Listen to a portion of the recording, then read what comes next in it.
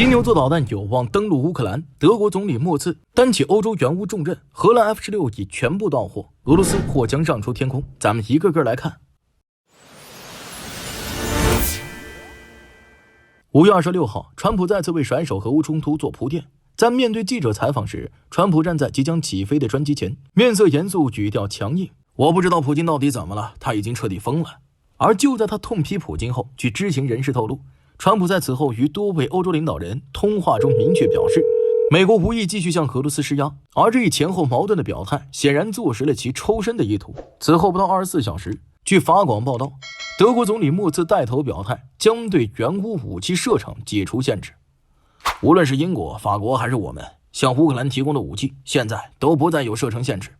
而这一表态的背后，或许是德国在为金牛座导弹援乌做铺垫。实际上，德国在过去1年里对是否援助远程打击武器给乌克兰的态度一直都很暧昧。从上任德国总理舒尔茨的拒绝，到现任总理默茨竞选期间的承诺，我们不难发现，德国政府一直都在小心翼翼地从道义支持与实质介入之间寻找平衡。但今时不同往昔，川普的甩手使得德国不再拥有回避选择的空间。在美国逐步淡出战争主导地位的背景下，德国不仅需要应对来自乌克兰增援射程火力的持续催促，也必须在西方联盟内部承担更多的战略责任。而在所有可能列入援助清单的武器中，金牛座无疑是最令乌克兰垂涎的大杀器。金牛座导弹不仅以其远程打击能力著称，更标志着战场打击范式的深度变革。这款空射巡航导弹采用模块化结构设计，搭载一枚400公斤级的高精度穿甲弹头，具备对高价值战术及战略目标，如敌方指挥中心、交通枢纽、加固掩体和桥梁等实施点穴式打击的能力。而其核心优势还在于，这款导弹集成了程序化延时引爆系统，可以根据预设算法选择最优引爆点，在结构性节点内产生最大毁伤效果，从而实现对目标的结构性摧毁。而更值得一提的是，这款导弹它还可以做到低空隐蔽飞行、地形匹配导航、全球定位系统以及惯性导航系统的复合制导模式，使得这款导弹能够在超低空进行掠地飞行，大幅降低雷达截获概率，且在面对俄罗斯密集防空体系时依然能够保持较高的命中率。而乌克兰之所以一再催促德国提供金牛座导弹，其实本质上并不是贪图一种单一武器的战力，而迫切需要一种可以改变当前战局的手段。战线拉锯已久，消耗巨大，而俄罗斯的远程导弹投射能力正在不断提升。一旦欧美不能提供等量回应，乌克兰将在深远作战中彻底丧失主动权。而金牛座导弹具备摧毁克里米亚大桥等关键通道的潜力，这正是俄罗斯军事供应链的命门。一旦这些关键节点被击中，不仅会对俄军后勤体系造成打击，也可能在战术上迫使俄方从主动进攻转向被动防御。但德国的犹豫也是可以理解的，毕竟这不仅仅是一次军事援助决策，更是一场涉及国家安全、政治责任以及战略后果的多维权衡。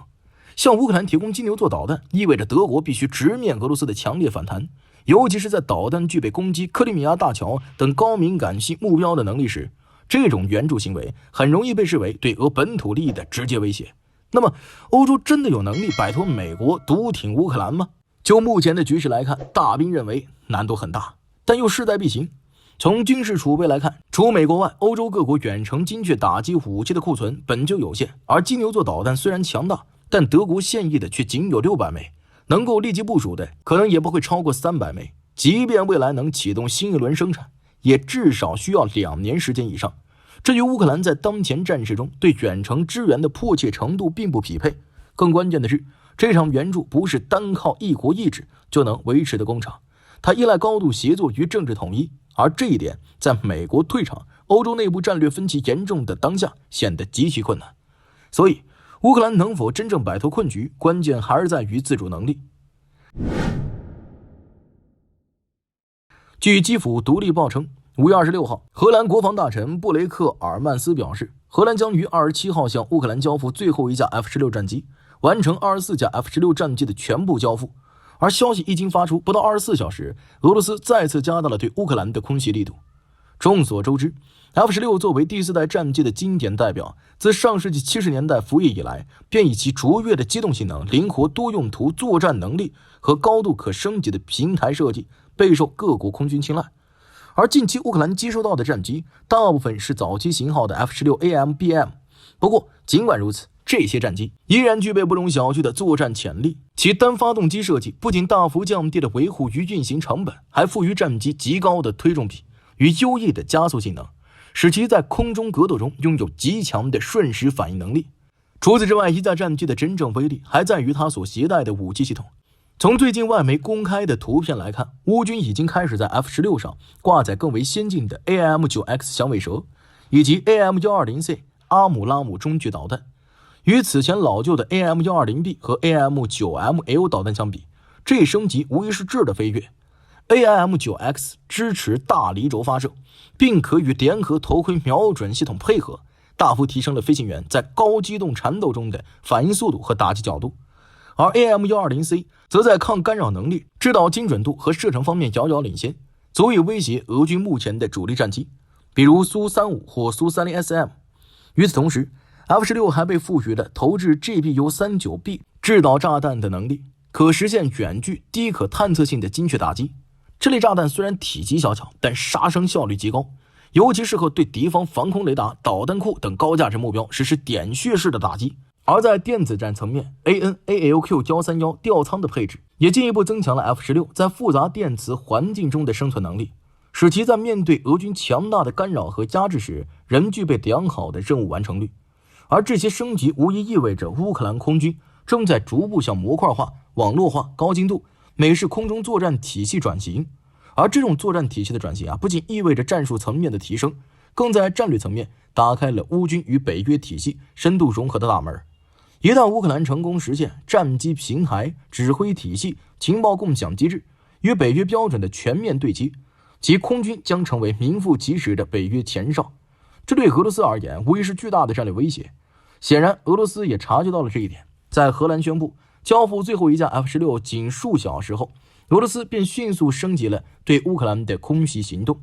据相关数据显示，仅一夜之间，俄军便向乌克兰发射了355架无人机和9枚弹道导弹，包括基辅在内的30多个城市遭到波次打击，甚至乌克兰最大的无人机制造厂安东诺夫工厂也遭受了袭击。那这次空袭是否代表着俄罗斯将对乌展开新的全面攻势周期呢？就目前的局势来看，这种可能性还是比较小的。一方面，俄军当前的兵力部署和资源调配并不具备大规模地面推进的条件。经过3年多的高强度作战，俄罗斯在人员、装备、后勤保障等方面已经显现出明显的疲态。